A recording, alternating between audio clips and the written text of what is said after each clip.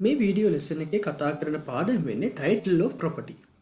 Property එකක title එක කොහොමද කෙනෙක්ට ලැබෙන්නේ? කොයි ආකාරයකටද? මේකට අදාළව තියෙන නීතිමය කරුණු මොනවද කියන එක ගැන තමයි මේ වීඩියෝ ටියුටෝරියල් එකේදී අපි කතා කරන්නේ. ඔයාලට පාස් පේපර්ස් අරන් බැලුවොත් එහෙම පාස් පේපර්ස් වලදී ඔයාලට විශේෂයෙන් දකින්න පුළුවන් කාරණාවක් තමයි මේ nemo that quit non habit කියන ලටින් ටර්ම් එක. මේ ලටින් ටර්ම් එකෙන් ගොඩක් අවස්ථාවලදී ප්‍රශ්න අහලා තියෙනවා. ඒ නිසා මේ පාඩම ඉතාමත් වැදගත්. මේකෙන් සෙපරේට් ප්‍රශ්නයක් ඇසීමේ ලොකු සම්භාවිතාවයක් තියෙනවා. Nemo that quit non habit. Buyer gets no better title than what the seller had. බයයට සෙලර්ට තියෙනවට වඩා වැඩි ටයිටල් එකක්, ඊට වඩා හොඳ ටයිටල් එකක් උට ලැබෙන්නේ නැහැ කියනවා. මේ රූල් එකේ කියන්නේ no one gives what they don't have. තමා ළඟ නැති දෙයක් තමා ළඟ තියෙනවට වඩා හොඳ හිමිකම තවත් කෙනෙකුට පවරන්න බෑ කියන එක තමයි මේ රූල් එකේ කියන්නේ. දැන් මේ උදාහරණයක් අපි ගත්තොත් එහෙම සෙලර් කෙනෙක් ඉන්නවා නම් සෙලර් කෙනෙක් බයර් කෙනෙක්ට යම්කිසි ප්‍රොපර්ටි එකක් දෙනකොට බයර් ඒකට අදාළ මුදල ගෙවන්න ලෑස්ති වෙනවා. සෙලර්ට හොඳ ටයිටල් එකක් තියෙනවා නම් සෙලර්ට ගුඩ් ටයිටල් එකක් තියෙනවා නම් ඒ ගුඩ් ටයිටල් එකම බයටත් යනවා. බයට හොඳ ටයිටල් එකක් හම්බ වෙනවා ඒ ප්‍රොපර්ටි එක සම්බන්ධයෙන්. හැබැයි සෙලර් හොරකම් කරලා නම් සෙලර්ට තියෙන ඩිෆෙක්ටිව් ටයිටල් එකක් නම් බයට යන්නේ ඩිෆෙක්ටිව් ටයිටල් එකක්. ඕක තමයි ජෙනරල් රූල් එක. හොඳ ටයිටල් එකක් තියෙනකොට ඊට වඩා හොඳ ඒ සමානව හොඳ ටයිටල් එකක් බයට ලැබෙනවා. නමුත් ඩිෆෙක්ටිව් ටයිටල් එකක් තියෙනකොට බයට ගුඩ් ෆේත් එකෙන් ගත්තත් ගුඩ් ටයිටල් එකක් ලැබෙන්නේ නැහැ.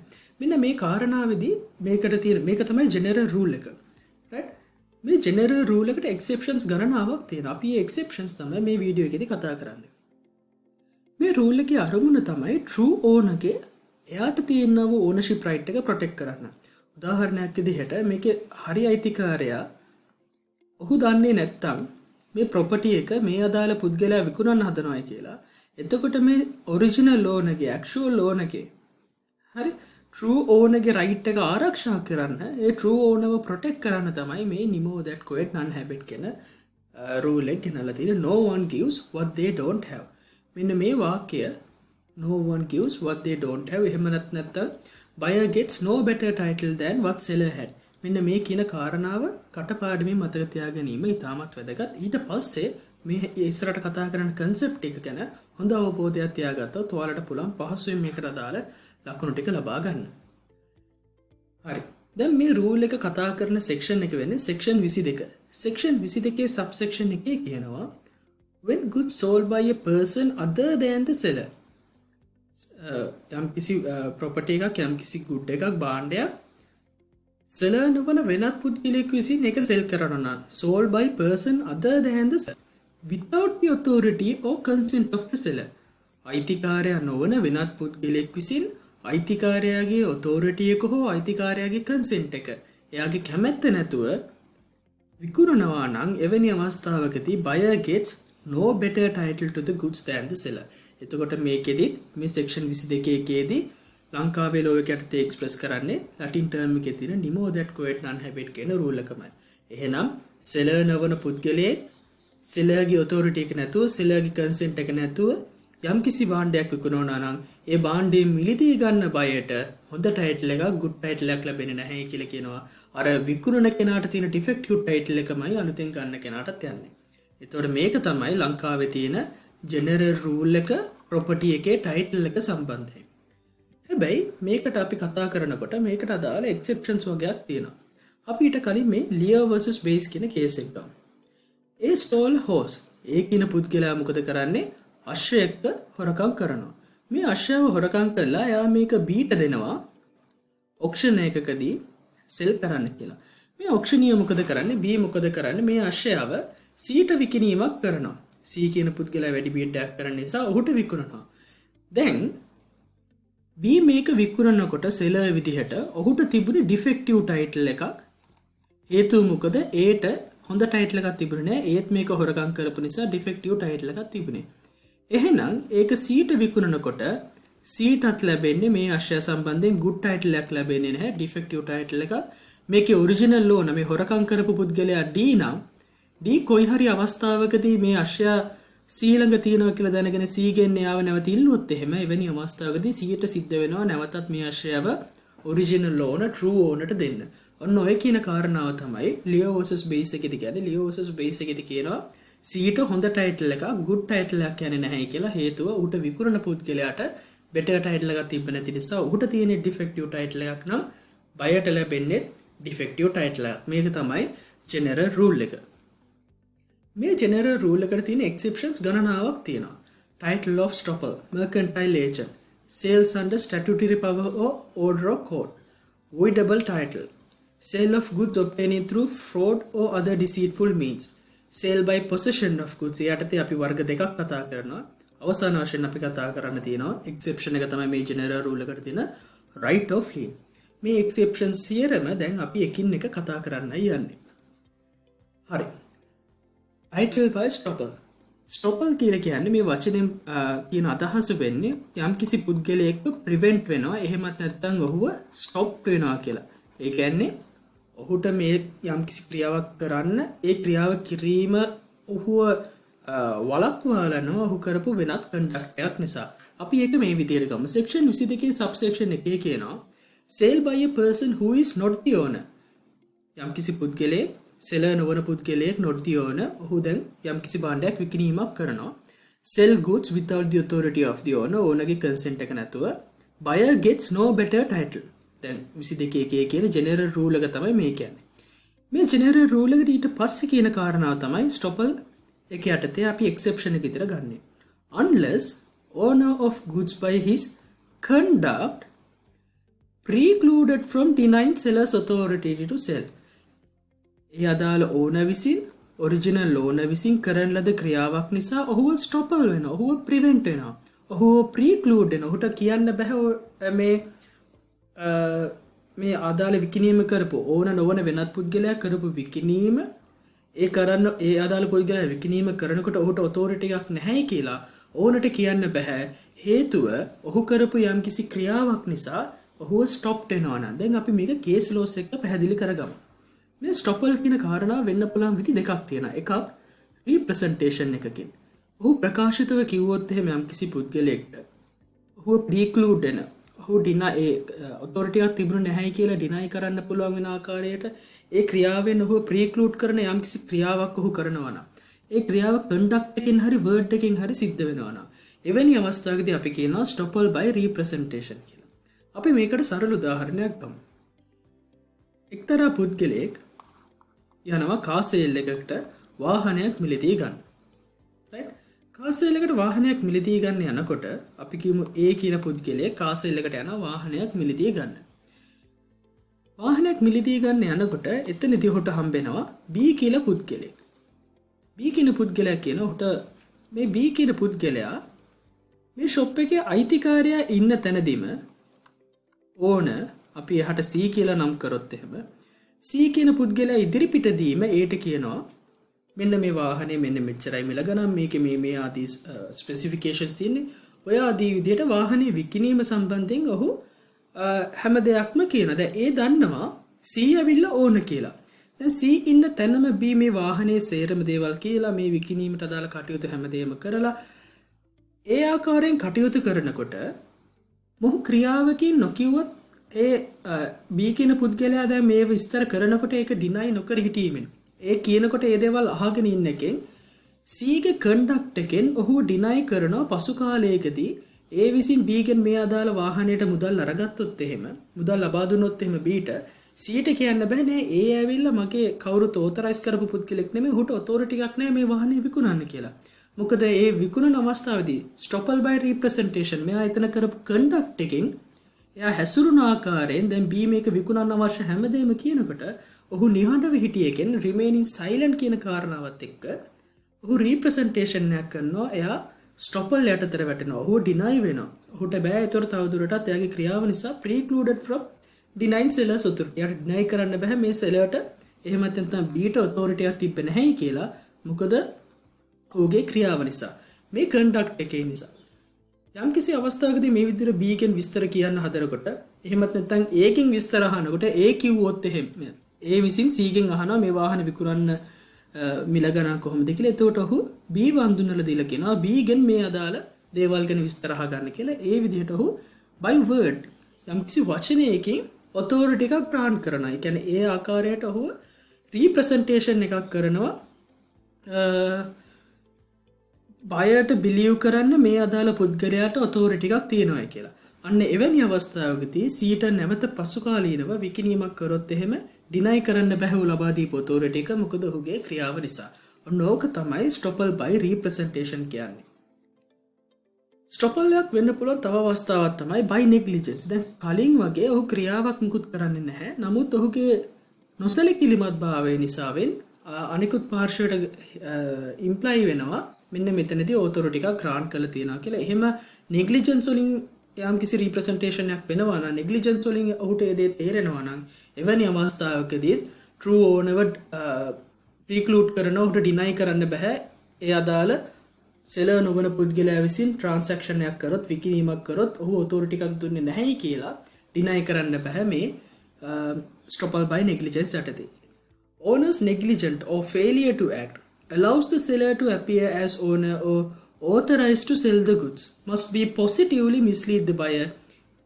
Right? මෙතනදී කියනවා ඕනගේ negligent act එකක් නිසා ඕනගේ failure to act එකක් නිසා sellerට allow කරනවා නම් to appear as owner or authorized to sell goods. එවැනි අවස්ථාවකදී ඒ අදාළ පුද්ගලයාව authorize වෙනවයි කියලා හැඟෙනවා නම් එවැනි අවස්ථාවකදී buyer mislead වෙනවා නම් එතකොට ඔහු ප්‍රීක්ලූඩ් වෙනවා true owner ප්‍රීක්ලූඩ් වෙනවා මේ යම්කිසි ට්‍රාන්සැක්ෂන් එකක් වුණොත් එයාට ඔතොරිටි එකක් තිබ්බේ නැහැ කියලා. මෙතනදී මිය නෙග්ලිජන්ස් එකක් හරියන්නේ නැහැ. බයව මිස්ලීඩ් කරන්න පුළුවන් ආකාරයේ නෙග්ලිජන්ස් එකක් වෙන්නට ඕනේ. අපි මේක කේස් ලෝ එකකින් අපි මේක කතා කරමු.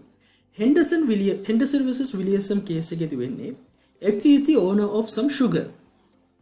Goods were stored in a warehouse. එක්තරා warehouse එකක X ගේ sugar වගේක් ගබඩා කරලා තියෙනවා. X කියන පුද්ගලයා Y එක්ක negotiate කරනවා to sell the sugar. දැන් X තමයි owner. එයා Y එක්ක negotiations කරන තාම contract එකකට එළඹිලා නැහැ.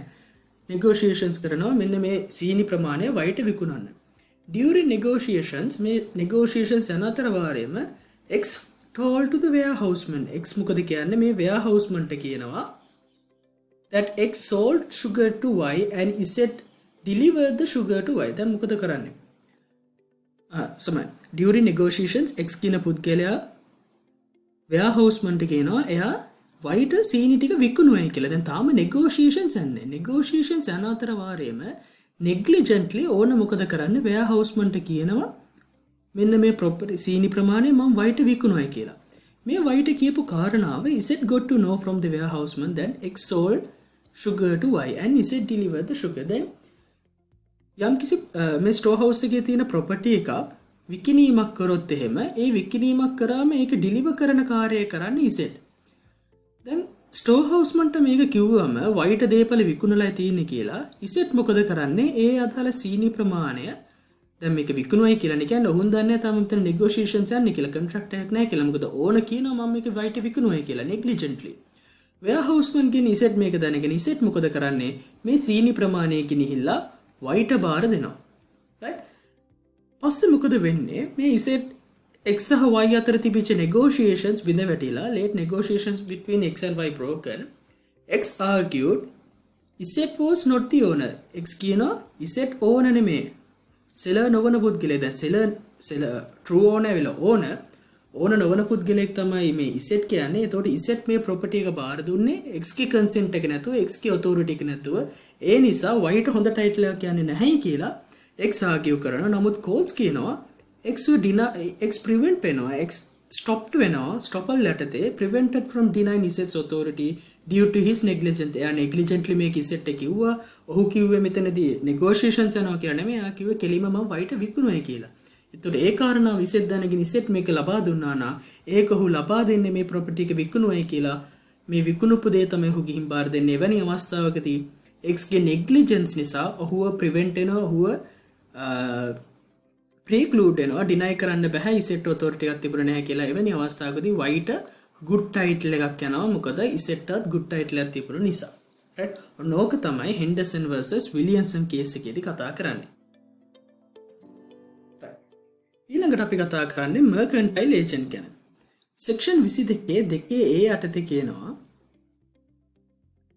allows apparent owners of goods to dispose of them. When mercantile agent sells goods during his normal course of business, buyer gets valid title to the goods. This tries to protect the innocent buyers. දැන් මේ මෙතන කියන්නේ mercantile agents ලා ඉන්නෝනේ.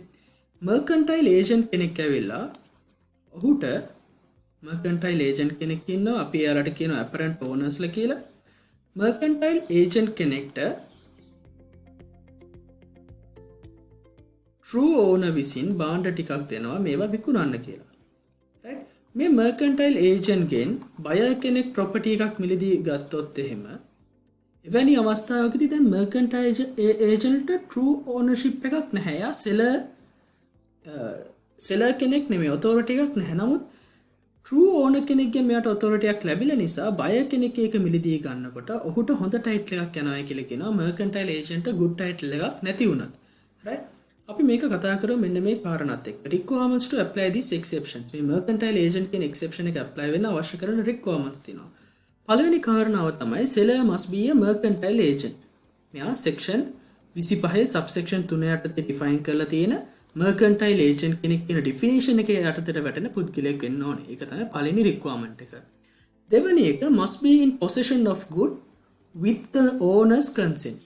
ඕනගේ consent එක ඇතුව තමයි mercantile agent කෙනෙක් ඒ අදාළ property එක ළඟ තබා ගත යුත්තේ. තුන්වෙනි requirement එක must dispose the good in his normal course of business. යා සාමාන්‍යයෙන් යාගේ normal course of business එකේ මේ අදාළ property එක මේ අදාළ goods විකිණීම කරන්න ඕනේ. ඒ විකිණීම කරන normal course of business එක යටතට මේ කරන ලද විකිණීමත් apply වෙන්න ඕනේ. Buyer must take goods with good faith without noticing mercantile agent had lack of title. mercantile agent මේක විකුණන්න title එකක් තිබුණේ නැහැයි කියන එක නොදැන good faith එකකින් ගන්න ඕනේ. යා හිතනවා මේ mercantile agent title එකක් තියෙනවා කියලා. ඒක එහෙම හිතාගෙන යහෝ ගන්න ඕනේ හොඳ චේතනාවෙන්. හැබැයි යම් කිසි අවස්ථාවකදී බය දන්නවනම් මේක විකුණනවා නම් mercantile agent title එකක් තියෙන දෙයක් නැහැ. මෙයාට අයිතියක් නැහැ. මෙයා මේ හොරෙන් තමයි defective title එකක් තියෙන තමයි මට දෙන්න හදන්නේ කියලා. ඒක දැනගෙනම ගන්නවා නම් බයයට මේ mercantile agent කියන exception එක යටතේදී property එක සම්බන්ධයෙන් good title එකක් claim කරන්න බෑ. අවසාන වශයෙන් must be in possession of goods in capacity of a mercantile agent. දැන් පළවෙනි කාරණාවට තියුවා මෙයා mercantile agent කෙනෙක් වෙන්න ඕනේ කියලා. ඒ අදාළ property owner ගේ consent එක ඇතුව ගත්ත වෙන්න ඕනේ. ඒ owner ගේ consent එක ඇතුව එයා ඒ property එක තියා ගන්න ඕනේ in the capacity of a mercantile agent කෙනෙක් විදිහට. ඒ කියන්නේ යාගේ personal capacity එකකින් බෑ මේ mercantile agent කියන capacity එක යටතේ තමයි මෙයා මේ property තියාගෙන සිටිය යුත්තේ. අපි මේක පැහැදිලි කරගමු case එකක් එක්ක.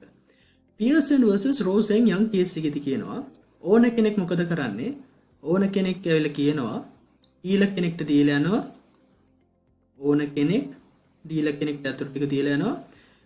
දීලා මෙයා ඩීලර්ව instruct කරනවා. instruct him not to sell the car. යා පැහැදිලිව කියනවා මේ වාහනේ විකුණන්න එපා. මම වාට මේක වාහනේ දෙන්නේ to show it and see what offers he would get.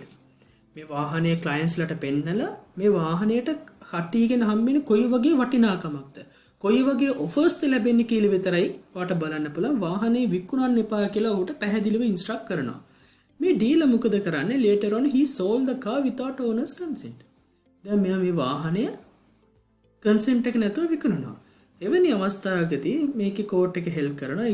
exception එක did not apply. The exception will not be applied on the fact that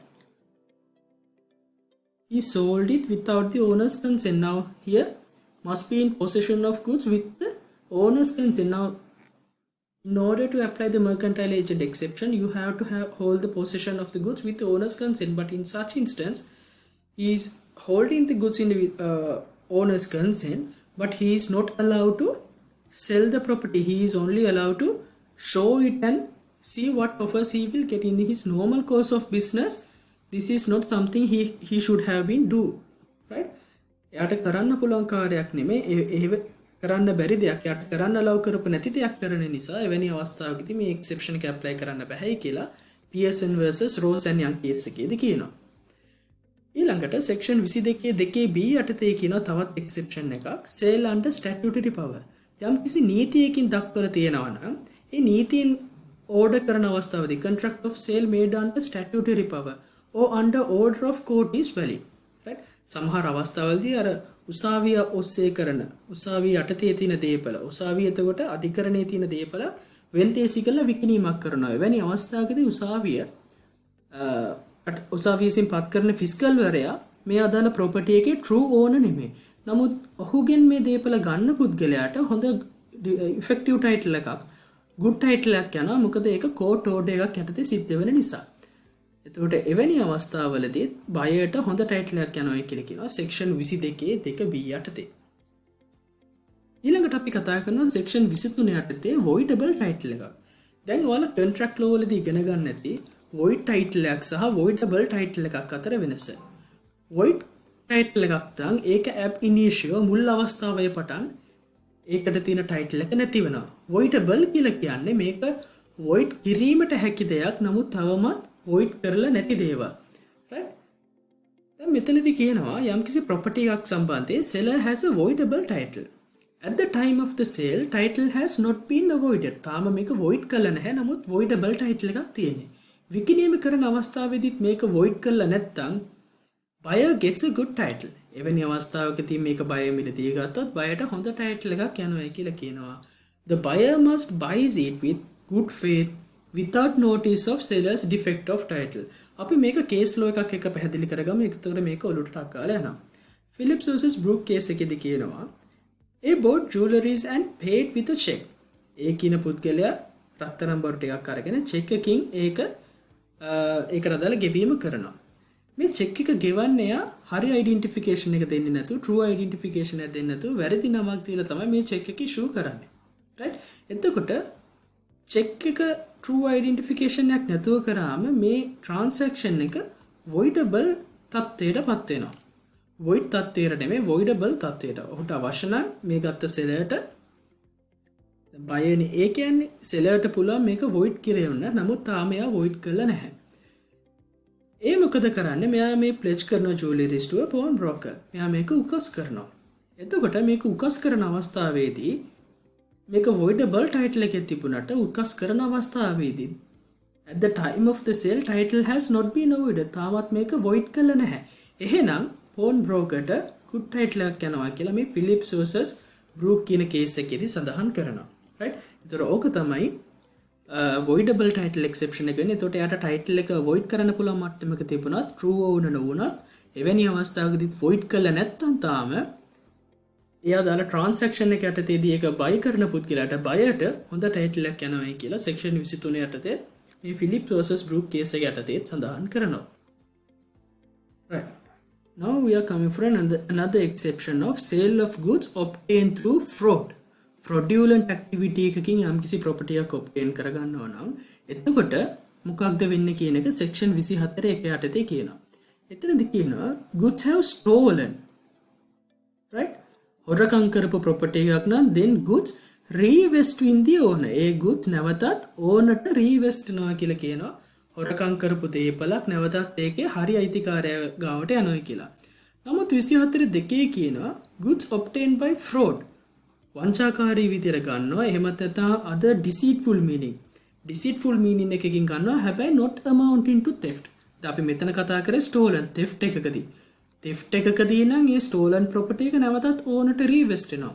නමුත් fraudulent activity එකකදී නැවතත් revest වෙන්නේ නැහැ මේ property එක. දැන් උදාහරණයක් විදිහට අපි අර කලින් කතන්දරයේදී විදිහට ඒ අදාළ goods obtain කරගන්නේ identification එක වැරදියට තියලා false identification එකක් තියලා ඒක deceitful meaning එකක්. හැබැයි theft එකක් නෙමෙයි. එවැනි අවස්ථාවකදී deceitful meaning එකකදී කරපු දෙයක් නැවතත් ownerට revest වෙන්නේ නැහැ අනිවාර්යෙන්. හැබැයි මේක හොරකම් කරපු දෙයක් නම් ඒ අදාළ property එක හොරකම් කරලා නම් ගත්තේ මේ property එක නැවතත් ඒකේ true ownerට ලැබෙනවා. ඔහුට නැවත revest වෙනවා. right? ඊළඟට අපි කතා කරන්නේ sale by possession of goods. possession එක මත පදනම් වෙලා මේ exception එක apply වෙන්නේ කොහොමද කියලා. මෙතනදී exception එක යටතේ අපි කතා කරන දේවල් දෙකක් තියෙන එකක් seller in possession අනිත් එක buyer in possession. අපි මුලින්ම එක අවස්ථාවක් අරගෙන ඒ අවස්ථාවත් එක්ක මේක පැහැදිලි කරගමු. section 25 එකේ කියනවා seller in possession exception. මොකද්ද මේ seller in possession exception කියන්නේ? After selling the goods to one person, seller continues to be in possession, right?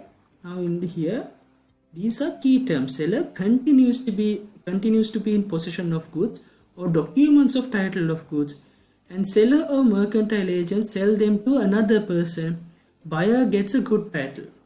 Now what's happened in this scenario is, imagine there is a person called A, right? He sell this property to a person called B. Now imagine this vehicle was owned by A. He was the owner, or we could say he is the seller. Then he sell it to the B, who is the buyer, original buyer, right? Now even after sold in the property to the buyer, A still has the book, right? මේ පොතේ අයිතිය, මේ වාහනේ අයිතිය ගැන තියෙන පොත, වාහනේ පොත තාම තියෙන ඒ ළඟ, right? Seller continues to be in possession of goods or documents of title. දැන් මෙයා වාහනේත් සමහරලාට මෙයා ළඟ තියෙන, එහෙම නැත්නම් වාහනේ නැහැ, නමුත් වාහනේ පොත තියෙන මෙයා ළඟ, right? අපි assume කරමුකෝ දැන් මේ වාහනේ පොතක් තියෙන්නේ ඒ ළඟ, වාහනේත් තියෙන ඒ ළඟ, නමුත් මේක දැන් B ට විකුණලා තියෙන්නේ. මේ වාහනේ සහ වාහනේ පොත තියෙන අවස්ථාවේදීම B ට විකුණලා තියෙද්දිම ඒ මොකද කරන්නේ, මේක ආයේ C ට විකුණනවා, right? Seller then sells them to another person. Buyer gets a good title if he buys in good faith and without notice of previous sale. The වාහනයයි වාහනේ පොතයි තියෙනකොට C ට හිතනවා, C දැනගන්න විදිහක් නැහැනේ මේක කලින් විකුණපු එකක් කියලා. කලින් විකුණපු එකක් නේ, එක්ක පොත නැති වෙන්න ඕනේ, එක්ක වාහනේ නැති වෙන්න ඕනේ. ද වාහනේ පොතයි දෙකම තියෙනකොට C හිතනවා ආරයිට් මේක තාම විකුණලා නැති නිසා. එහෙනම් මෙයා ඉනසෙන්ට් බයර් කෙනෙක්. මෙයා මේ කලින් කරපු විකිණීම ගැන දන්නේ නැතුව good faith එකකින් මිලදී ගත්තොත්, ඒට ටයිටල් එකක් නැති වුණත්, දැන් ඒට ටයිටල් එකක් නැහැ නේ, A B ට විකුණලා ඉවරයිනේ. එහෙනම් ඒට ටයිටල් එකක් නැතුව C ට විකුණනවා නම් ඒට තියෙන ඩිෆෙක්ටිව් ටයිටල් එකක්, C ට යා යුත්තේ ඩිෆෙක්ටිව් ටයිටල් එකක්. ඒක තමයි ජෙනරල් රූල් එක. නමුත් මේ seller in possession විකුණුවට පස්සෙත් property එක seller ළඟම තියෙනවා නම්, එවැනි අවස්ථාවකදී මේකදී අපි කියනවා අර ඩිෆෙක්ටිව් ටයිටල් එකක් තිබුණොත් good title එකක් යනවා කියලා. මේක exceptional අවස්ථාවක් විදිහට අපි සලකනවා. seller in possession exception එක යටතේ මේක කියනවා section 25 එකේ යටතේ, right? එතකොට මේ section එකේ කියනවා seller continues to be in possession. දැන් මේ පොත සහ වාහනය දිගටම seller ළඟම තියෙන්න ඕනේ. continuous කියන එක මේ Mitchell versus Jones කියන එකේදී කියනවා break in possession. Seller must continue to be in possession at the time of the sale without break. මෙයා මේක ownership එක තිබ්බ දවසින් ඉඳන් මේක විකුණුවට පස්සේ දිගටම continue කරගන්න ඕනේ එයා ළඟම. අය එක දවසකට හරි මේක අරගෙන ගිහිලා තිබුණොත්, එක දවසකට හරි පොත අරගෙන ගියොත් එහෙම seller continues to be in possession වෙන්නේ නැහැ. එතන break in possession එකක්, එතන කඩවීමක් තියෙනවා, continuous එකක් නැහැ. එවැනි අවස්ථාවකදී මේ 25 එක යටතේ seller in possession එක apply වෙන්නේ නැහැයි කියලා Mitchell versus Jones case එකේදී කියනවා. අපි දැන් බලමු buyer in possession. දැන් අර කිව්වේ seller විකිණීමෙන් පස්සේ දිගටම තියාගෙන ඉන්න එක. buyer in possession exception එක කියනවා section 25 දෙකේ. එතන කියන්නේ person bought or agreed to bought certain goods, obtain the possession of goods with the consent of the owner and resells the goods. He passes a good title to the buyer if such buyer receives good in good faith and without notice of rights of the original seller. දැන් අර කලින් කතාවෙම වෙනත් පැත්තක් තමයි මේ buyer in possession exception එක කියන්නේ. අපි මේක කේස් එකකින් පැහැදිලි කරගමු. Gammas Motor Center Private Limited case එකේදී වෙන්නේ Gamma sold motor vehicles to a dealer. Gamma මොකද කරන්නේ? motor vehicles වගේක් dealer කෙනෙක්ට විකුණනවා. right? මේ dealer කෙනෙක්ට විකුණන්නේ, මේ dealer කෙනෙක්ට මේක විකුණන්නේ original owner විසින් dealer කෙනෙක්ට මේ ටික දෙනවා. Dealer took the possession of them under the sales terms. Property passes only when the full payment is made. දැන් මොකද කරන්නේ? මේ dealerට මේ වාහනවල true owner විසින් වාහන අපි කියනකො වාහන 7ක් ඔහුට ලබා දෙනවා, මේවා විකුණලා මට මේකේ සල්ලි දෙන්න කියලා. එතනදී owner කියනවා මේ වාහනවල possession එක property passes only when full payment is made.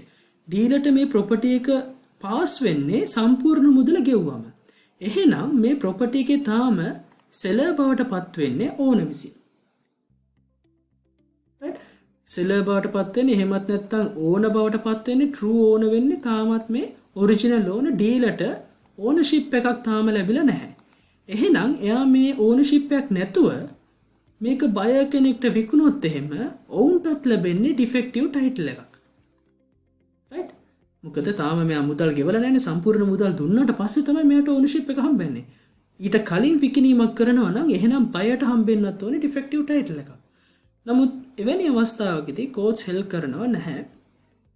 7 days given to make the payment, but before that sold the vehicles to another. මේ කාලේ ඉන්න කලින් ඩීලර් මොකද කරන්නේ? මේක තවත් කෙනෙක්ට විකුණනවා. එහෙම තවත් කෙනෙක්ට විකුණනවා නම් එවැනි අවස්ථාවකදී මේ මිලදී ගන්න බය good faith එකකින් මිලදී ගන්නවා නම් without knowing buyer receives the good in good faith without notice of rights of original seller. Original seller මේක ඩීලර්ට දීලා තියෙන සම්පූර්ණ පේමන්ට් එක කරාට පස්සේ දෙන්න කියලා හරි ඒ වගේ කන්ඩිෂන් එකක් දාලා යාට දීලා තියෙනවා නම් එයා දන්නවා නම් ඕනට මේ ඩීලර්ට මේකට සම්බන්ධයෙන් හරි ඕනර්ෂිප් එකක් නැහැ කියලා. එහෙම දැනගෙන මේ බය ගන්නවා නම් එයාට හොඳ ටයිටල් එකක් ගන්නේ නැහැ. නමුත් ඒ ගැන දන්නේ නැතුව good faith එකකින් එයා ගන්නවා නම් ඩීලර්ට ඩිෆෙක්ටිව් ටයිටල් එකක් තිබුණත් බයට ඩිෆෙක්ටිව් ටයිටල් එකක් ගන්නේ නැහැ. බයට good title එකක් යනවායි කියලා මේ Gamers Motor Center case එකේදී කියනවා. ඒ වගේම section 25 buyer in possession exception එක යටතේ ඒක සඳහන් කරනවා.